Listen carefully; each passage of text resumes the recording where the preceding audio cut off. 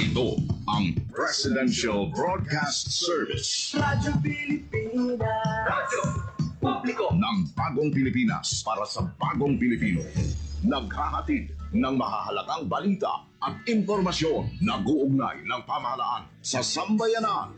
Tulay sa himpapawid ng serbisyo publiko. Radyo Pilipinas. Radyo Publiko. Ang boses ng Pangulo. Sa Iloilo, Radyo Pilipinas. 585 AM. Oras sa Radyo Pilipinas, alas 8:34 sa aga.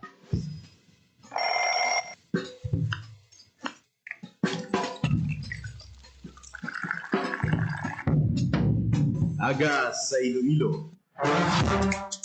Masapo. Magahod. Mapagsik.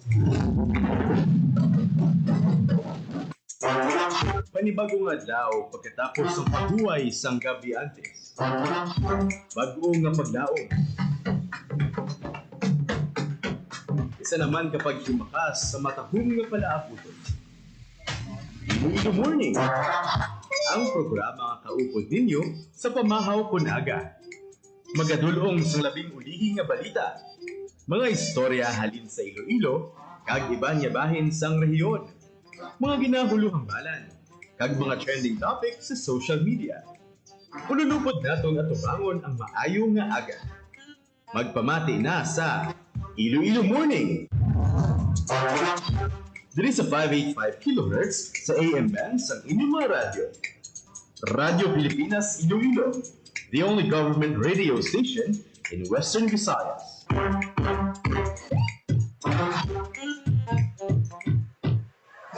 Mayong aga Pilipinas, good morning Western Visayas. Welcome sa Iloilo Morning Program sa buong adlaw sa Huwebes, January 29, 2026. Good morning, Ems. Good morning, Jen. Good morning sa tagpalamatin naton sa Iloilo Morning subong nga adlaw sa Huwebes. Kagabi medyo napuhag kita, Jen, no? Ano to oras man? Sa mga biyahero naton padulong sa Iloilo International Airport, may natabo nga insidente kung sa diin ang isa ka lalaki natukiban nga may galasang kutsilyo kag ginluthang sang kapulisan sa tunga sang sa sulod mismo sang passenger terminal sa Iloilo International Airport kagabi na. Tinagahatag ini sang pagkatublag no sa pila ka mga pasahero sa video dira sa aton siniyang Facebook page. Makitaan nga naglinag sa ning pulis kag ang ining lalaki kag sa baylo nga isurrender supposed to be no ang iya siniyang patalom. Di daw nagpakatiga kag nang lagas sa iban pa nga mga pasahero. That's why nga ini siya ang naluthangan sa aton sining mga otoridad. Ang pamangkot dira no kung paano nakalabot dito ang pointed weapon sa sulod sang sang airport kay tido stricto man ina dira. Pagsulod mo pala madamay mga scanner ina mo kapila ka na ka beses nga i-scan. Amo na nga gina-follow up nato ni sa tagdumalahan sang Iloilo Airport. Although nga ang subong ang mga police airport police nato nakapagwa na sang ila sini nga statement sang detalye kung paano nga ang ini nga pasahero na nadakpan nga may ara sing kutsilyo sa sunod. Kaya raw kita nyo na sa video tao. Ginabala na sa guro nga dulog na isurrender na. Ito wala man problema kung isurrender mo in a peaceful way.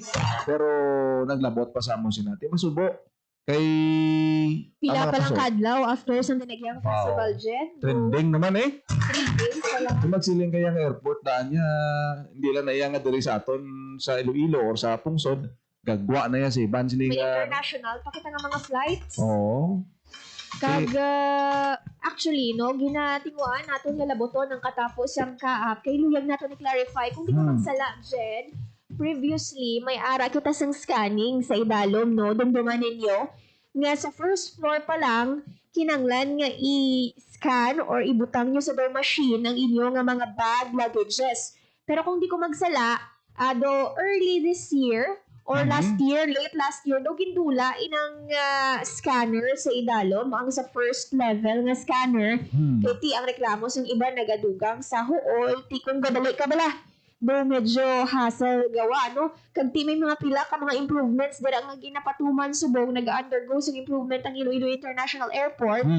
So, luyag na to ni clarify, but ginatunguan pa natin nga malabuot ang mga opisyales ng Kaap Iloilo. Di mapagawa man na sila guro sa official statement nila kung mapa-presko na sila.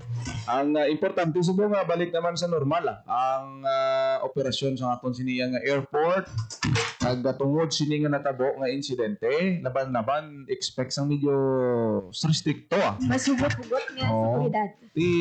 May scanner na may butang mo bag mo, pagkakitaan nga daw may suspicious, ma-alarm na doon. Paano, kaya ang gina-question din sa buong EMS, paano nga dito niya sa babaw? But silingon, kung dito na naiya, clear na mo. Kung dito na tabo ang linagsanay. But silingon, sa first palang pag-check, o kung pag-scan, nakalusot. Namo na ang dapat nga i-review liwat sang aton sining airport police kung paano mapa-improve ini nga security. May lang gani kay hindi firearms to. Kag ang pinaka-importante Jen, wala sang may naigo bala. Oo. Nga mga pasahero kay ti I believe nga surge pasubong sang mga nagapauli after mga magtanaw sa Dinagyang Festival. I know ang iban nga mga turista, wala na sila gapauli. After Dinagyang, nagapalawid-lawid na sila sa Iloilo City. May katubi, may nabatsyag ka sa lawas, may nervyos ka, may balatian ka sa Tagipusoon. Nakibot ka to, karamsan sang lupok lang ang mabatian mo. Airport na iya. Nagdasinigabong na yon. Imagineon mo na ang hassle kag ang alarma nga madulot sa aton sini nga mga pasahero. Kabay pa kun tani bala na to na nga hindi ta na sa malikawan may amogin sina pero tanawon ta sa positibo nga perspective nga ma-enhance ang security preparation, ang screening sa aton sini nga mga pasahero kaga gina-manage ini sa aton sini nga airport police. Sikat pa nga ng Iloilo Airport. Sa aton sini nga mga kauturan na isa na sa una sa nadayaw ang kanami isang airport nga nadala sa amo sini malimpyo, malapad, mabugnaw. Halungan naton ang image kay masiling ka Iloilo Airport. Damo-damo na dayon niya dalayan na ang bilog nga probinsya kag syudad sang Iloilo. Siguro reminder manini Jen sa mga pangayaw, turista, mga bisita nga magsunod sa mga pagsulundan kay kung di ko magsala ang ining lalaking natukiban nga may dalang armas nga patalom gali kag ginluthang is pangayaw. Hindi ka man guro pagluthangon kung hindi ka nangin violente. May threat, no? Kung may kung surrender na naguro sa matawhay or i-explain mo. Pero ti ginabawalan balaan mo na mo unless ikaw the first time kami na nakasakay sa aeroplano or anong motibo nga taguon mo kay balaan na nga una pa lang ginadumilian so depende na no wala ta kabalo kung ano ang influence under influence of liquor or ang anong background mo sang sining lalaki nga daw medyo nagwaras gid siya sa amo sa nga tinion. Anyways, ang importante diri learning lesson maniniya sa mga airport personnel naton kag kung paano pagid mahugot ang seguridad dira sa Iloilo International Airport. Naton tani Jen subong adlaw ang double champion nga choreographer sa tribo sa Lugnon kag tribo Tultugan pero basi lang na-hangover pa si Sir Steve. Kaya rin sila siguro celebrate pa sila siguro. Isa lang siya, choreographer sa isang Tultugan at the same time sa Lugnon. Yes, double champion. Duwagid gali yan, ang iyang kampiyonato. Bantayan ta. Bantayan nila kasi sa mga masunod pagin nga programa, kung di naton siya may ngagaw malabuot, subong nga aga, no?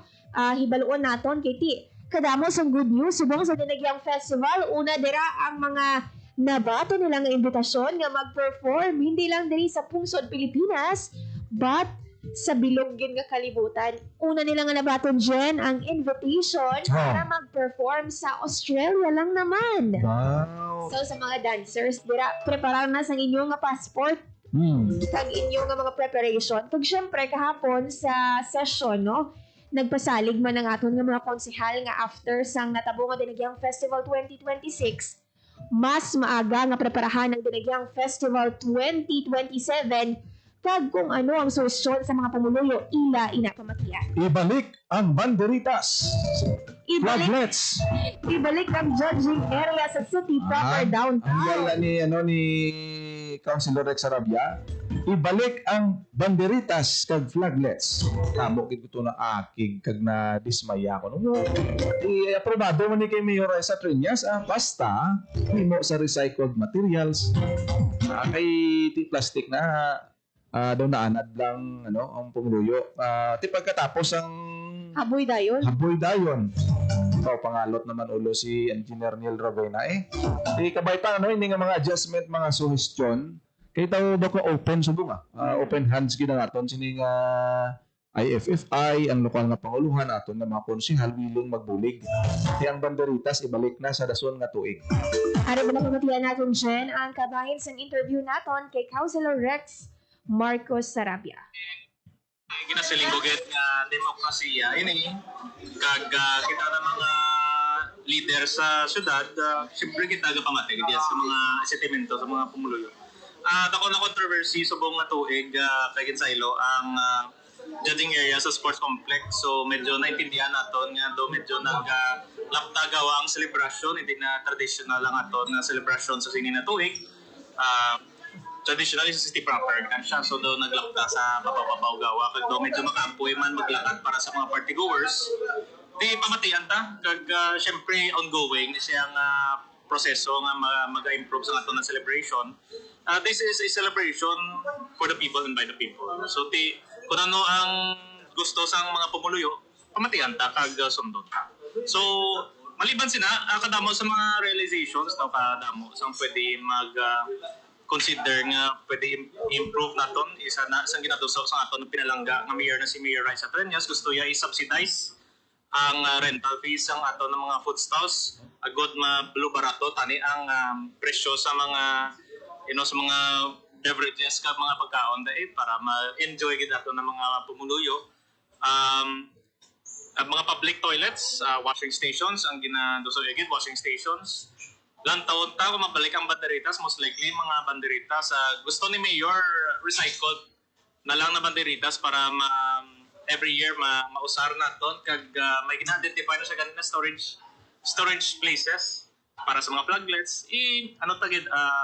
Ang compromise naton dire kung ang ato na concern is environment, ang compromise siling ni Mayor nga himuon naton reusable kag recyclable ang aton na mga flaglets aton banderitas. So mas mapuno na ni next year ang mga dalan, may mga flaglets kag banderitas, pero i-recycle naton. So ang environmental concern at least ma-compromise naton gawa. Kag ginadusot ta pagid nga ang mga government buildings na may mga CR kung pwede malang i-open to tanan ng mga government buildings na may mga CR para magamit sa aton ng mga pumuluyo ang mga CR. Kag madamo pa sa mga improvements. Taon ta ongoing pa siya na discussion bisan si Mayor pag nagasiling let's plan ahead, let's start as early as February. So nagplano na sa technical working group i-dissect naton kag itun-an gid ang mga do's and don'ts ang subong nga tuig. And thank you gid, nagapasalamat kami sa feedback ang tanan ng mga pumuluyo. Kung hindi bangon sa inyo, hindi na mangin successful ang 2026 Dinagyang.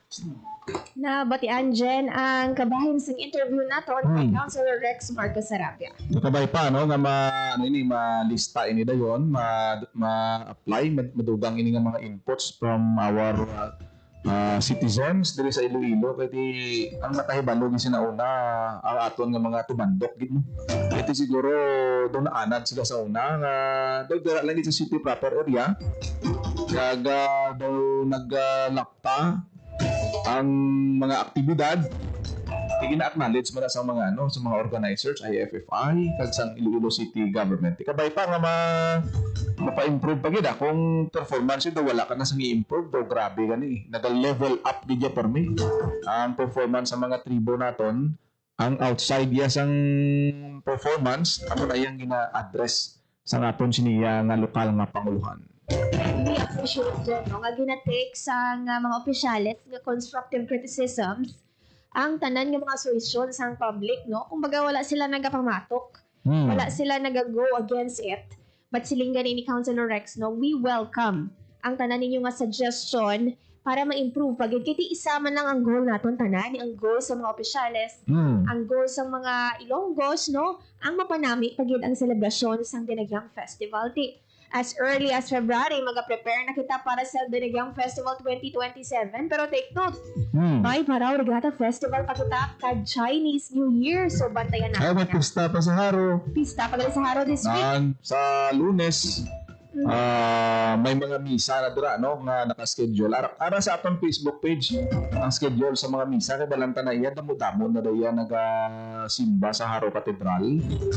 Magluwas nga ti heritage man inadaan ang landmark na ina ang Haro Cathedral kay atubang sa Haro Plaza subong tama man katahom. Kanami mag-selfie dati. Expect sang heavy traffic suno sa atong sini nga ICT TMO. May mga prosesyon na pagapatigayonon sa nagahilapit nga piyesta nira sa may distrito sa Haro. Sunod-sunod ni abi mo alin sa Dinagyang, may Parao Regatta naman dugay to. May Miss Parao Regatta naman Ito naman ta sa Arevalo Ganit man. And speaking of Fiesta Candelaria, ang Pedron Candles nato, no? Pwede na mabakal dira sa may St. John Paul II Hall sa sulod sa Haro Cathedral Compound. Kada tuig, lain ang disenyo sa Pedron Candles. Kung this time, color pink siya dyan, no? Nasa lain-lain color kada year sao. Siguro para di ma-distinct mo ang celebration. Halimbawa, last year to blue. Okay. So this year, pink naman ang colors ng kandila. Para siguro every year lain naman nga kandila masilyan at pambal ang deboto nga ay ang blue kang 2025 ang pink 2026 ni. So bantay ka mo sa ibang pagid nga update sa mga sunod-sunod pagid naton nga selebrasyon kag aktibidad diri sa syudad sa Iloilo.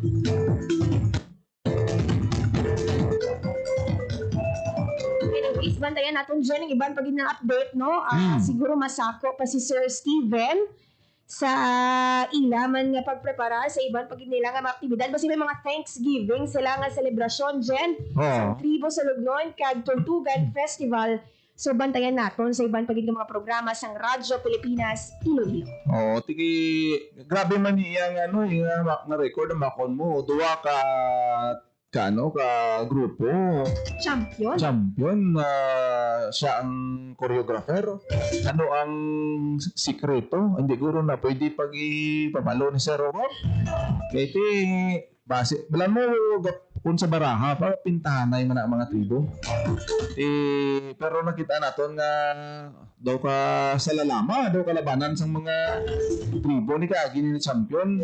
Ang mga choreographer, ni silo-silo na lang ni sila. Gani, kung hindi ko magsala, si Sir Steven, isa man siya before ka Dinagyang Warrior, no? Nga nag-evolve kagis ginpili nga mangin isa ka choreographer, no? Amo na bala makita naton nga ang partisipasyon mo sa Dinagyang Festival, whether isa ka warrior, propsman, musician, masiling nimo nga may epekto gid sa imo nga overall man nga pangabuhi, mabag-o ang imo nga kabuhi, ang imo man nga mga makuha nga life values, ang value of discipline, no? So tanan-tanan ina nga kumbaga parte sa tribo, dako gid ang role, no, para malabot Manila ang kampeonato, no? Kag kung hindi this year abi ang tiyempo sa iban nga tribo, basi next year kay daw subong dulay-lain ang aton nga champion sa Dinagyang Tribes competition kada tuig. Ang role sa mga choreographer naton, hindi naton ni masiling choreographer na sila, no?